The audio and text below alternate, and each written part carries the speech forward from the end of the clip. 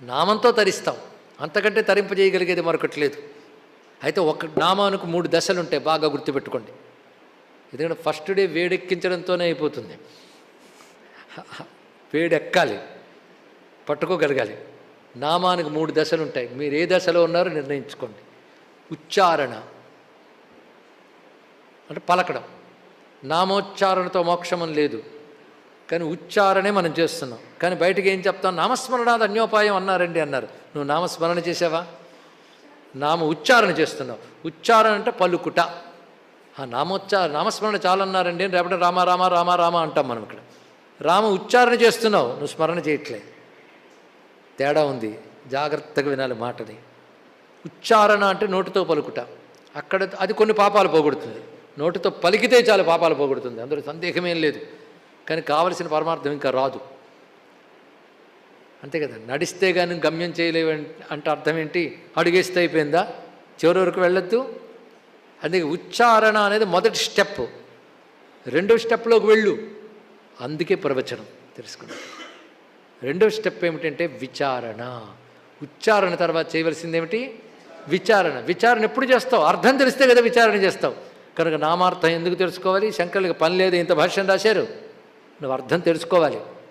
తెలుసుకున్న అర్థాన్ని విచారణ చేయాలి. విచారణ చేసిన తర్వాత ఆ విచారణతో వచ్చిన అర్థంతో నామాన్ని జ్ఞాపకంలో పెట్టుకోవాలి. దేనిలో పెట్టుకోవాలి? జ్ఞాపకం. చిట్ట చివరికి జ్ఞాపకం ఉండాలి. ఏది జ్ఞాపకం ఉంటుందో అదే నువ్వు అవుతావు. అందుకే ఏది స్మరణలో ఉంటుందో అదే నీ నెక్స్ట్ లెవెల్. ఇది తెలుసుకో. ఇక్కడ చిట్ట చివరికి పోయేటప్పుడు ఏది గుర్తొస్తుందో అదే నువ్వు అవుతావు అని చెప్పాడే లేదా? స్వామి చెప్పాడు, అంతకాలేచ మామేవ పదం. శ్లోకం చెప్పడం మొత్తం ఒకటి భగవద్గీత 42 రోజులు చెప్పుకున్నాం ఇక్కడ. అంతకాలేచ మామేవ స్మరన్, అండర్లైన్, స్మరన్ ముక్త్వా కళేబరం. శరీరం విడిచిపెట్టేటప్పుడు ఏది స్మరిస్తావో అదే నువ్వు అవుతావు అన్నాడు ఇక్కడ. నన్నే స్మరించావనుకో నన్నే పొందుతావు. కనుక ఆయన్నే స్మరించాలంటే ముందు ఏం చేయాలి? ఆయన్నే విచారణ చేస్తే ఆయన స్మరణలోకి వస్తాడు. కానీ ఉచ్చారణ విచారణలోకి వెళ్ళి, విచారణ స్మరణలోకి వెళ్తే స్మరణ వల్ల మోక్షం వస్తుందండి. ఇది కావాల్సింది ఇక్కడ.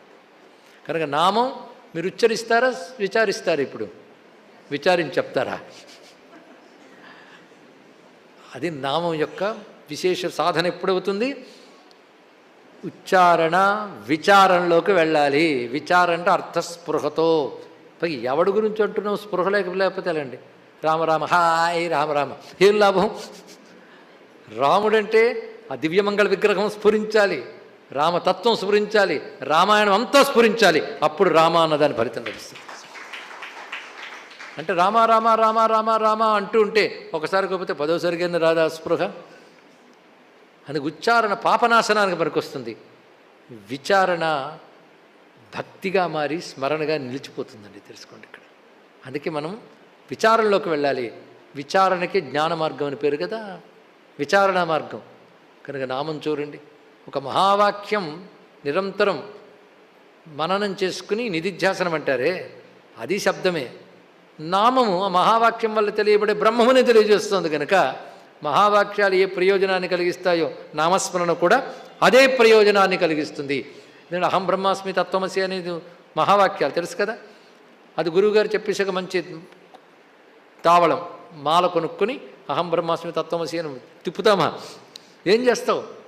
గురువు చెప్పి తత్వమసి అనే వాక్యానికి అర్థ విచారణ చేయాలి. అందుకని ఆయన మహావాక్యం ఇచ్చిన సన్యాసి అయిపోయినంటే ఏం లాభం? మళ్ళీ ఊరి మీద పడి వాడిని తిట్ట తిరుగుతున్న సన్నాసులను చూస్తున్నాం మనం ఇక్కడ. వాడికి వాడే భూమికి బరువు.